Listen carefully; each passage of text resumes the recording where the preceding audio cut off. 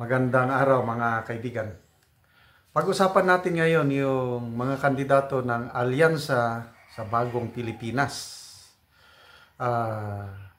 Talaga bang may tunay na alyansa o unity? O ang iba dyan ay sumasakay lang sa panahon para lang manalo?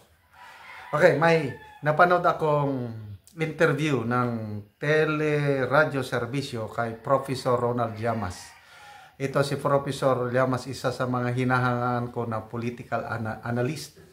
Ako, pakinggan nyo ang kanyang sinasabi dito na para lang manalo, kaya sumama. But yung tunay na alyansa, malanganin. Okay, ito, pakinggan natin. Kung lipunan Yeah, malapit na, parang medyo nagkahawig. So, ito, sino yung mga personalidad na nandito dito? Well, una nang lumabas yan last August. Yeah. Although dininay ng Malacanang na final na yung slate. Pero ngayon, parang Final yun na. nga yung lumabas. Last Correct. August pa.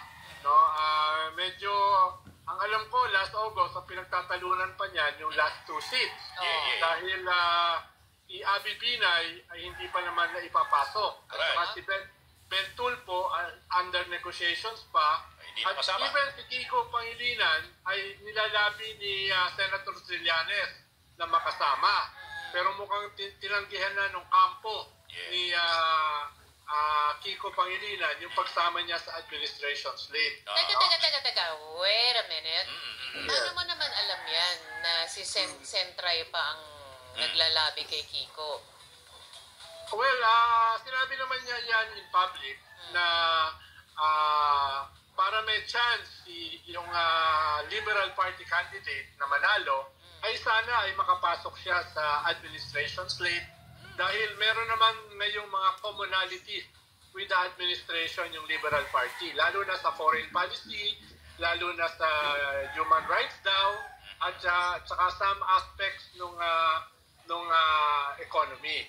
Pero ang sabi ng ni Laila de Lima, sabi ni Risa Ontiveros, sabi ni Leni Robredo, ay marami pang unresolved issues with the administration at ayaw naman nilang mangyari sa kanila yung nangyari sa Uniteam na wala namang substantial platform, vision, or principles na pinagkakatunduan. Kaya, to make a long story short, na-reject yung ganung klaseng offer. Pero, tinanggap mo sa kanyang tahanan si VP Sara. Carmina? Pero tinanggap ni dating Vice Presidente Leni Robredo si Vice Presidente Sara sa kanyang tahanan. Yes. Dahil daw hindi na matanggihan, dahil papunta na. Although, syempre, debate yan with Senator Trillanes. Yes. Dahil sabi ni Senator Trillanes, nalaman nila earlier, at kahit naman nalaman later, ay pwede naman pagsarahan ng pintuan. No? Pero, ang sabi naman ng kampo ni Leni, iba naman yung personality ni Leni. Siguro kung ako yun, ay baka hindi lang pintuan yung nasarahan ko. O teka, so balik tayo dito sa slate. Oo. Mga bagong Pilipinas daw, bagong mga pag-asa, pero mga lumang tao, lumang pangalan.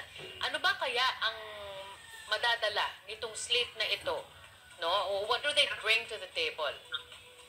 Well, ang nadadala nila sa table is basically loyalty with the president. Dahil wala namang napag-usapang plataforma halimbawa, yung mga nasyonalista na naipasok dyan, for the past 2 years ay mas critical kay Bongbong than part of the administration. Halimbawa, si Presidential Sister Amy Marcos, yung mga Cayetano, at saka yung mga Villar.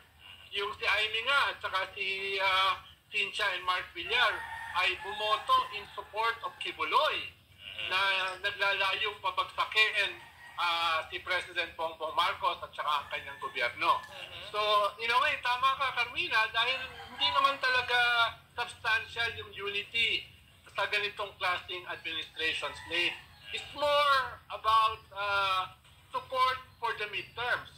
even yung support na yan, hindi natin sigurado kung after the midterms, pag sila ay nanalo na, kung babalik sila doon sa dati nilang gawin, na basically ay mas malapit sa mga Duterte kaysa kay Marcos. Alam mo, may sinabi si Toby Chanco, di ba? Si Toby ngayon ang campaign manager. Campaign manager. Yeah. Ito ang sabi ni Toby Chanco, wag munang pag-usapan yung winnability. Ang importante dito, yung suporta sa legislative agenda dahil winnable naman, tapos paniniwala nila sa batas ay hindi sumusuporta. Siyempre, ganun naman daw ang importante, yung suporta sa legislative agenda. Yabanggit mo nga di ba? May mga parang salungat, di ba? Sa pag-iisip ng Pangulo, yung ilan sa mga kandidato dito. Okay, so yun na, very clear yung sabi ni Professor Llamas na sakay sa panahon lang yung ibang kandidato dyan para lang manalo. But in reality, yung tunay na alyansa, wala.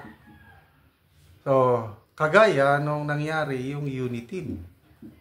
Akala ko magtatagal yung pagkakaisa na yon para magdadala ng bayan babangon muli. Yung pala hindi, para lang manalo. Ano pala, lumapit lang ang isang kampo doon sa isang kampo para madagdagan ang chances niyang manalo at nanalo nga. So ngayon, wala na. So the same thing nangyayari ngayon sa midterm election. So agree ako kay Professor Llamas, yung Senator Amy Marcos, Villar, Cayetano,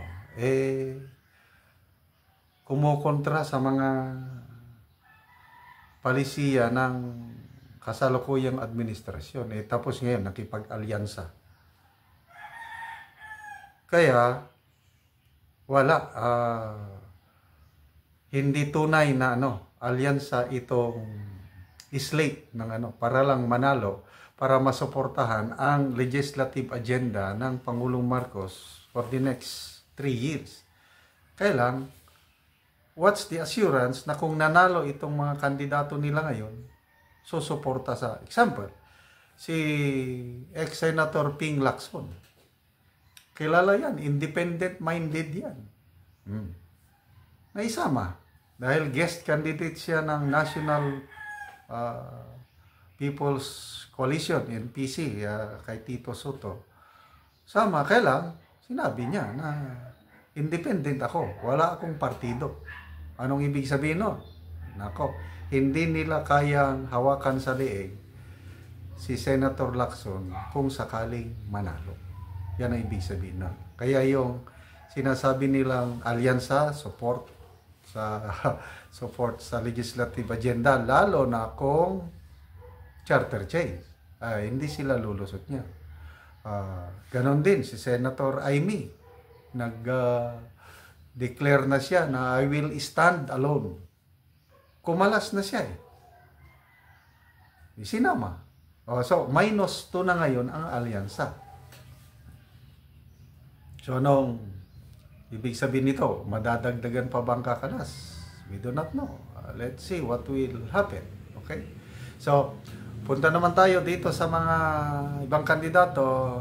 I think yan, si Senator Kiko Pangilinan is hindi sumama sa alyansa o na-reject. Ito naman ang klaro na nag-announce na kakandidato sa senador is si Congressman Rodante Marcoleta. Sa isang interview, sinabi niya na papalaot siya sa Senado, kakandidato siya. So, I don't know kung kasama ba siya sa slate ng PDP. I'm not sure, but maganda naman ang very much malaki ang respeto, paghanga ni PRRD kay Congressman Dante Marcoleta. So, most likely, sa tingin ko, baka maisama siya sa lineup ng PDP. Or kahit